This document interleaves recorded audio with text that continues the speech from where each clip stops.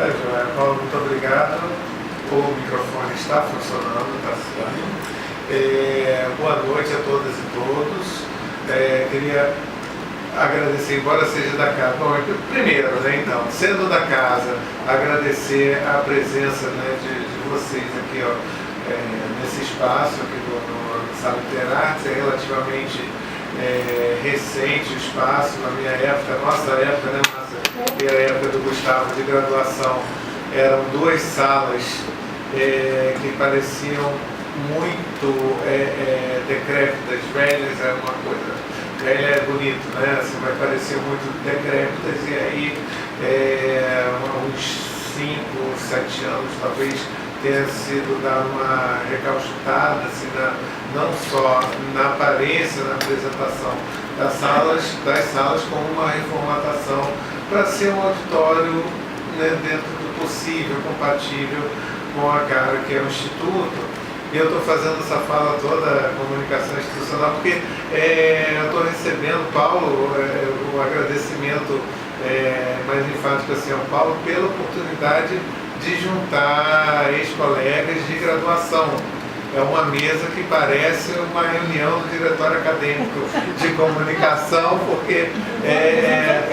não só são ex-colegas de UF, não só temos a diploma de graduação na UF, como somos da mesmíssima geração. Fizemos parte de muitas reuniões aqui na UF, aqui no IACS, fora do IACS, em reuniões de movimento estudativo de comunicação, em ônibus, pegamos muito ônibus junto para ir para vários eventos, e por conta disso também a gente faz parte da mesma geração de pensar e buscar compreender essa lógica da democratização da comunicação a partir dessa época, de compreender um recém-lançado livro do Daniel Reis, História Secreta da Rede Globo, de tentar discutir como que seria pensar um movimento pela democratização da comunicação que já havia, na nossa época de entrante na graduação, já havia passado por uma prova de fogo, digamos assim, que foi a construção da Constituinte e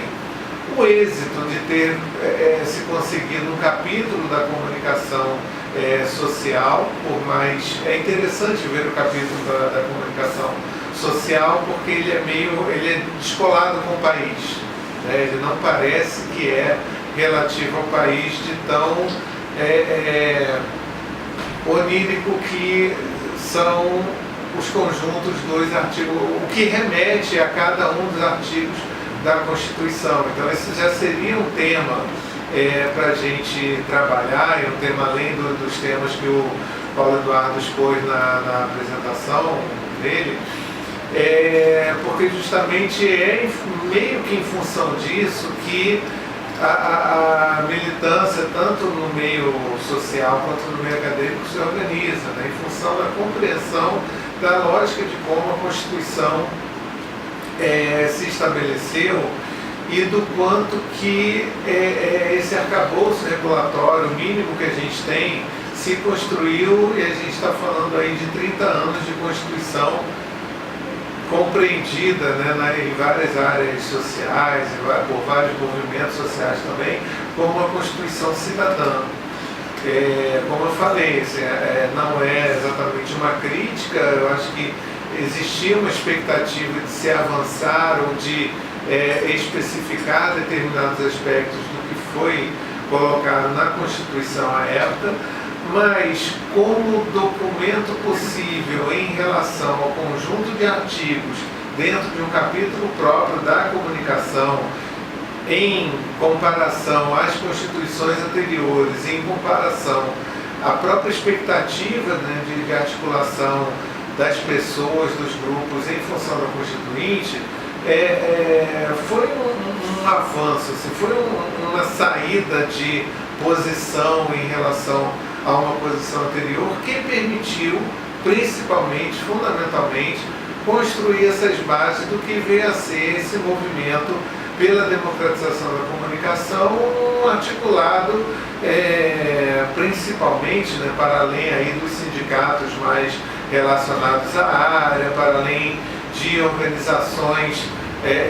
da área comunitária, de rádios comunitárias, ou até mesmo, à época, havia muitas organizações ligadas aos artistas, ao campo da cultura, né, que lá para o início dos anos 90, final dos 80, início dos 90, começamos a fazer, então, formar o que hoje se compreende como Fórum Nacional pela Democratização da Comunicação, que é uma organização de referência maior em relação ao movimento pela democratização da comunicação. Eu iria fazer uma fala um tanto de apresentação, né? Eu acho que é interessante entrar em algumas discussões assim, que o Paulo está fazendo, porque a gente está exatamente num momento interessante aqui na UF, que a gente está, além de ser professor do curso de comunicação, eu estou como coordenador do curso de comunicação e a gente passou por um ajuste curricular. A comunicação, na nossa época de estudante, ela tinha 3 habilitações. Tinha uma habilitação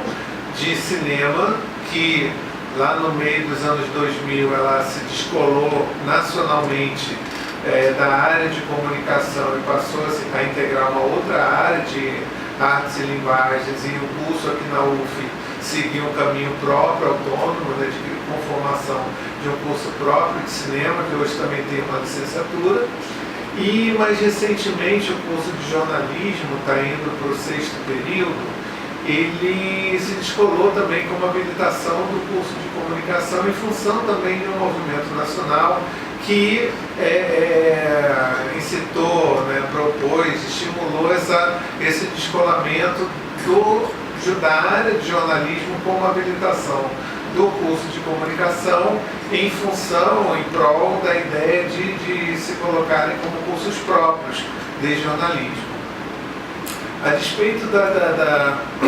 discussão epistemológica em torno da conformação da área do jornalismo como um campo, né, de construção do conhecimento, a ideia como foi colocada, na verdade, sim, a proposta, na verdade, como foi implementada, ela foi bastante cruel não só com os cursos de comunicação construídos em torno de projetos pedagógicos que compreendiam a área de comunicação como referência para a formação em graduação, como especificamente para um debate como esse. Debater política de comunicação num cenário futuro em que cursos de comunicação não mais existirão como áreas de formação em graduação no país, será mais prejudicial ainda na medida em que os estudantes relacionados a essa área geral das comunicações buscarão os cursos de nível superior para se formar em jornalismo, em publicidade, em cinema, em rádio e TV, em produção editorial, etc.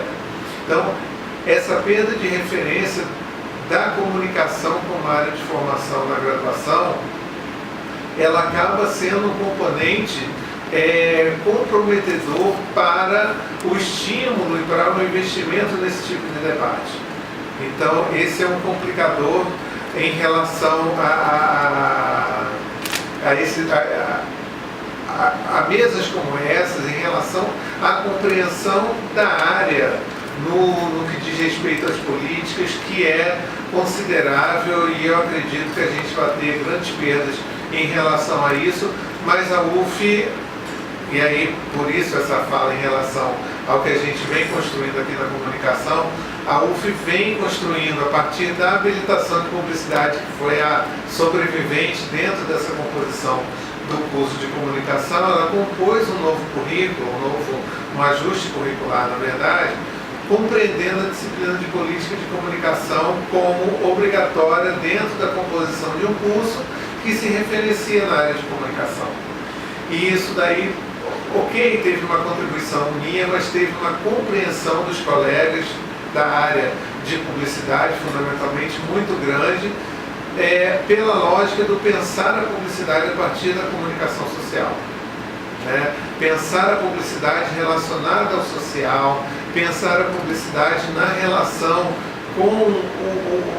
a comunicação comunitária, com a construção da cidadania, que são meio que pilares que estão movendo a lógica do curso. Então, pensar a comunicação dissociada das políticas não fazia sentido. Então, eu não fui aquele cara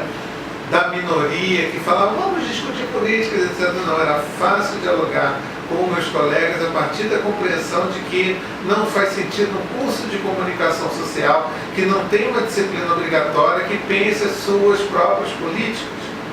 E aí sim a gente tem uma habilitação de publicidade, sim a gente vai formar publicitários para o mercado, mas são publicitários que vão compreender a lógica mais usual no meio profissional, mas também uma publicidade voltada para o social, uma publicidade mais voltada para o comunitário, uma publicidade mais relacionada à inserção da lógica publicitária no contexto mais amplo da comunicação e desse contexto mais amplo da comunicação compreendido dentro das suas políticas. Então, o que a gente está fazendo nesse exato semestre? Eu estou dando a disciplina política de comunicação, e aí compreendendo aquela questão que a Márcia, quando veio aqui numa iniciativa anterior que eu fiz com um colega meu, vejam só, da área de jornalismo, e um outro da área de publicidade, mas também de comunicação comunitária, a gente fez três encontros, na verdade, de um ciclo de encontros chamado Encontros do Poder Popular. E a gente só pode fazer com esses termos na medida em que houve uma conjunção astral que permitiu isso, que não era a mesma do que quando eu entrei aqui como professor, era possível fazer isso na minha época de aluno, não. E agora também é possível, novamente, ousar esses jogos. Nesse debate, a Márcia colocou